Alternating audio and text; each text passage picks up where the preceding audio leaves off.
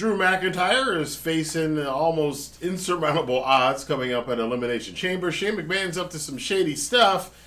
And Edge can't make a decision. This is my review of WWE Monday Night RAW.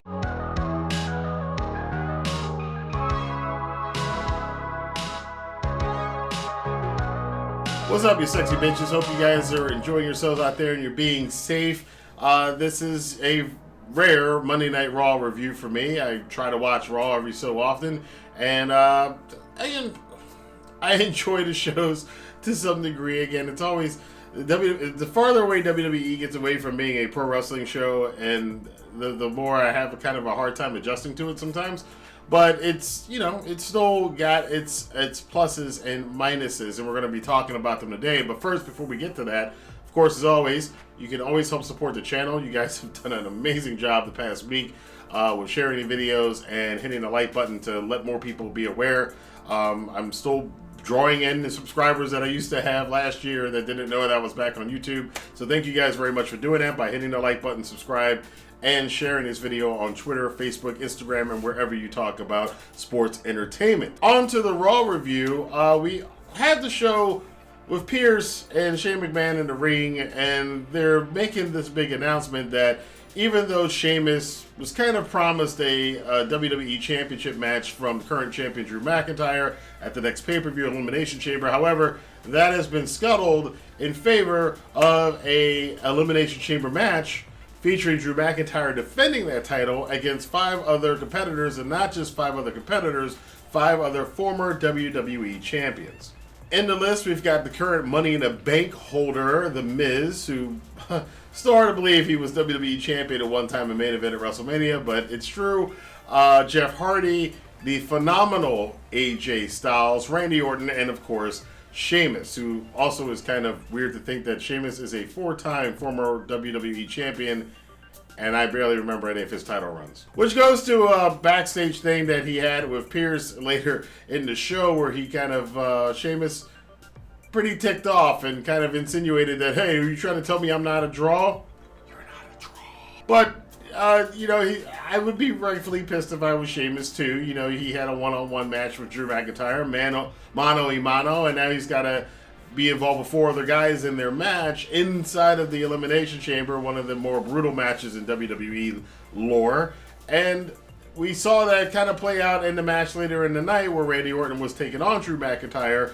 Sheamus got involved, accidentally bro-kicked Randy Orton, and immediately got a Claymore right to the face from Drew McIntyre. Drew has got them coming from all sides, including a potential challenger in the future at WrestleMania. If by some miracle Drew McIntyre is still WWE champion after the Elimination Chamber, Edge has not quite declared yet, actually he hasn't declared at all, who he's going to challenge at WrestleMania. It could be Drew McIntyre, it could be the NXT champion, it could be Roman Reigns. I'm leaning more towards Drew McIntyre. I think an Edge McIntyre match would make more sense.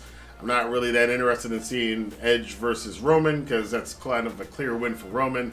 I don't think you have Edge beating Roman, especially on the course that he's on. But I could see Edge and possibly fulfilling his dream, the big comeback story, by defeating a champion like Drew McIntyre. Not the same thing against Drew, but I think they've got a lot more invested in Roman over the long term, and Drew is still kind of new to being in the main event scene, so he doesn't kind of have booking armor, I guess what we would call it in the wrestling world. He doesn't have any booking armor to prevent him from losing a world title match to Edge, whereas I think Roman kind of has that booking armor. Bianca Belair, also the other winner of the Royal Rumble, the Women's Rumble match, she is also yet to declare who she's going to be challenging. She's kind of headed towards Asuka. She's headed towards Sasha Banks. I personally would love to see Sasha Banks and Bianca Belair. I think it's a match that could steal the show at WrestleMania both nights.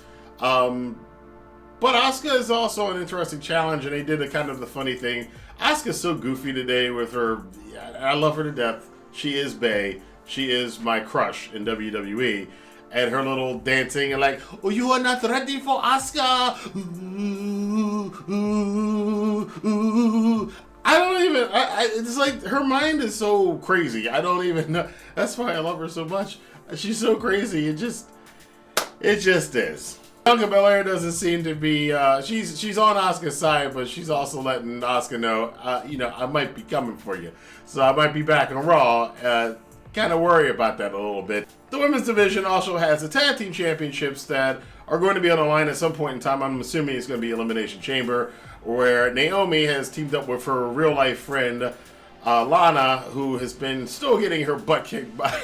This is the longest bullying angle I've ever seen in my life. Still getting her butt kicked by the current tag team champions Shayna Baszler and Nia Jax. They did the traditional thing where you have both partners in both tag teams squaring off against their opposites. Unfortunately, it was Lana and Nia Jax in a tables match, which those power bombs on. You saw like Lana clutch her chest and her guts and her ribs after one of those power bombs. Nia Jax is rough, man, but she looked like she took a kind of a rough bump, rougher than she thought it was going to be on the ring apron, because she cursed over the show, which is a big no-no. But she went to go drop a leg on Lana outside the ring, hit the hardest part of the ring with her ample thighs, and stumbled outside the ring, which is obviously part of the spot. Lana then kind of does a sort of a spear, more of like a torpedo or a rock thrown at a mountain, and that was enough to knock Nia Jax back into a table, kind of a fluke win for her in this match. But that also coincides with Naomi's kind of a fluke win over Shayna Baszler, which almost guarantees that they're not going to win the tag team championships. I don't know, maybe they will. But Naomi and Lana kind of getting a little bit up on the current women's tag team champions, and we'll see where this goes, again, if this tag match happens at Elimination Chamber or somewhere else. We did have a segment tonight with Edge, who, again, like I said before, hasn't declared who he's going to be challenging at WrestleMania. He did get confronted by The Miz, along with his entourage, that's growing every single month now, I guess. But Edge came out there, Miz came out there and confronted Edge, and Edge kind of showed those chops, those promo chops. He still got them, and he laid it on The Miz pretty good and said, hey, you're happy with being reeking with awesomeness. I was doing that 20 years ago, been there, done that. You're content with that. I need to be the champion. And again, that's part of this whole thing. Edge needs this to complete his comeback story that started last January at the Rumble. And Edge, I can't see him coming out of WrestleMania without being a champion. Although this is modern day Vince, and Vince books in very strange ways. So it's all possible that this all could lead to Edge losing, and it also could lead Miz cashing in the briefcase. This may be a little bit of a kind of a spoiler for that, possibly, or at least them foreshadowing that Miz might be cashing in on Edge successfully at Mania. A little bit too predictable, but you never know with WWE. United States Champion Bobby Lashley had two of his top contenders meeting tonight in a PWG rematch, which is Keith Lee and Matt Riddle, who wrestled on the Indies for several years and had several matches together that were pretty good.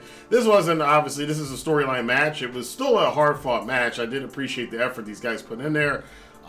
Lee got the win, but after the match, Bobby Lashley basically came in and dominated both of them. I mean, he lifted up Keith Lee, which was pretty impressive. Put that ragdoll full Nelson hurt lock on Matt Riddle, shaking him back and forth like a damn ragdoll and everything else. Bobby Lashley, again, the Hurt Business has been one of my favorite factions in WWE over the last year since they formed, and Bobby Lashley has had his career reinvigorated because of this Hurt Business faction. I almost forgot about the whole Sami Zayn, Bobby Lashley's family weird kind of thing that happened a couple years ago. I think Bobby Lashley and everybody else who saw that segment would like to forget it too, but I just brought it up there for you to give you nightmares.